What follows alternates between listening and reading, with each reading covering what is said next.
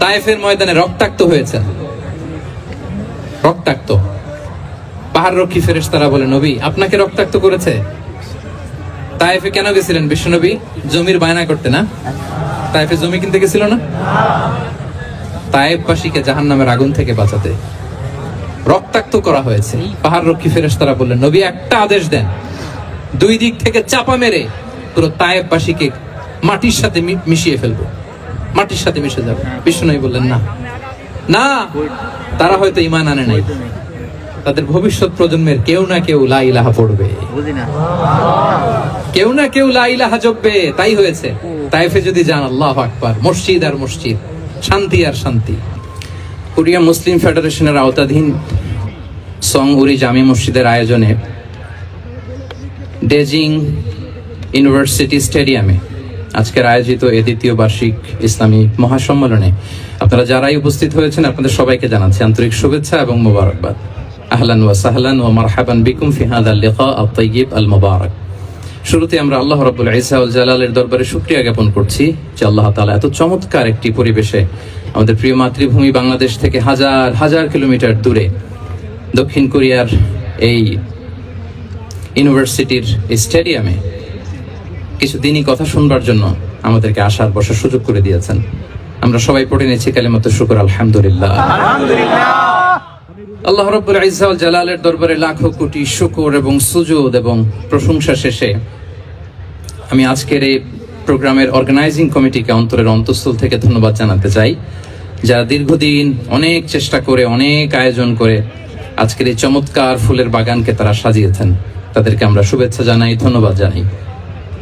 আজকের প্রোগ্রামে উপস্থিত আছেন দক্ষিণ কোরিয়া প্রবাসী বিশিষ্ট ব্যবসায়ী ভাইয়েরা, চাকরিজীবী ভাইয়েরা, শ্রমজীবী ভাইয়েরা, এবং দেখতে পাচ্ছি গ্যালারিতে পর্দার অন্তরালে আমাদের মা বোনেরা এসেছে, কচিকাচা সোনামণিরা।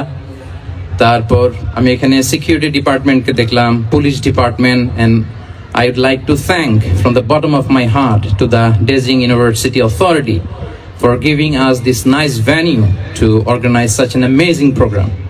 May Allah bless them with guidance. আমরা সবাই বলি আমিন। আজকে উপস্থিত আছেন এই প্রোগ্রামের ভলান্টিয়ার্স ভাইয়েরা, প্রেস, মিডিয়া, সাংবাদিক বন্ধুরা, আমি সবাইকে আবারও ধন্যবাদ এবং শুভেচ্ছা জানিয়ে শুরু করছি। প্রিয় ভাইয়েরা, আমাদের সময় খুব কম, কথা অনেক বেশি। আল্লাহ শুকরিয়া যে আমরা আমাদের প্রিয় শায়েখ আস-সুন্নাহ ফাউন্ডেশনের চেয়ারম্যান শায়েখ আহমদুল্লাহ হাফিজাহুল্লাহ ওয়া রাআহকে পেয়েছি। উনি কথা বলার পরে আর কিছু বলার অবকাশ থাকে না, সুযোগ থাকে না, এত সুন্দর করে বলেন, ঠিক কিনা বলেন? তো চমৎকার নাসিহা নিশ্চয়ই উনি করেছেন, কোরআন সুন্নাহর আলোকে কিউএস সেশন করেছেন, কোশ্চেন আনসার সেশন করেছেন। আমরা আল্লাহর কাছে দোয়া করি, প্রার্থনা করি শাইখের আলোচনা থেকে যেন আমরা উপকৃত হতে পারি। শাইখ যে দিক নির্দেশনামূলক বক্তব্য আমাদের সামনে উপস্থাপন করলেন, আমরা যেন সেগুলোর উপর আমল করতে পারি। প্রিয় ভাইরা, খুব বরকতময় একটা সময় আমরা কাটাচ্ছি। রবিউল আউয়াল মাস, এটা মিলাদুন নবীর মাস, সিরাতুন নবীর মাস, বিষ্ণু ইসা ইসলামের সিরাত আলোচনার মাস। পুরো মাস জুড়ে আমরা বিষ্ণু ইসা ইসলামের আসিরা আল আতেরা, বরকতময় সিরাত নিয়ে, মিলাদ নিয়ে আমরা আলোচনা করে থাকি। কিন্তু নামাজি, অনেক বড় হাজি, একদিনও কোরআন তেলাওয়াত মিস হয় না।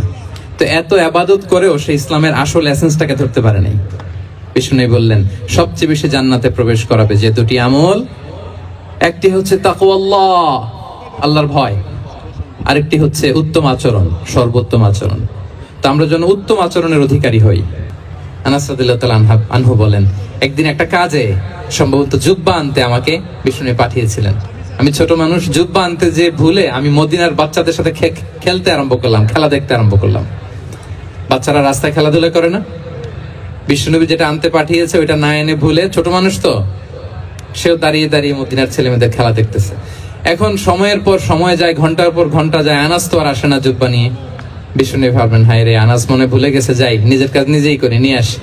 বিষ্ণু বেরোলেন, বেরোই দেখে ওই তো আনাস, আমার আনাস বাচ্চাদের সাথে খেলা দেখতেছে। আমরা হইলে কি করতাম?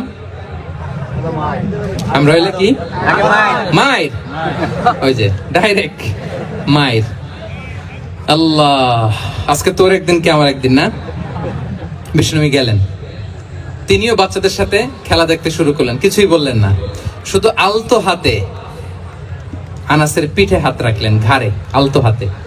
বিষ্ণুনবীর হাতটা রেশমের চেয়েও সফট ছিল। হাত রাখলেন, হাত রাখাতে আনাস রাদিয়াল্লাহু তাআলা আনহু ফানাযারতু ইলাই, তিনি বললেন আমি পিছনের দিকে তাকালাম, বিষ্ণুনবীর দিকে আমি তাকালাম, হঠাৎ করে দেখলাম যে বিষ্ণুনবী। তাকানোর পর পর আমি ভয় পেয়ে গেলাম, কিন্তু বিষ্ণু সাল্লাল্লাহু আলাইহি ওয়াসাল্লাম ধমকও দেয় নাই, কিরে আনাস তুই এখানে, এটাও বলে নাই।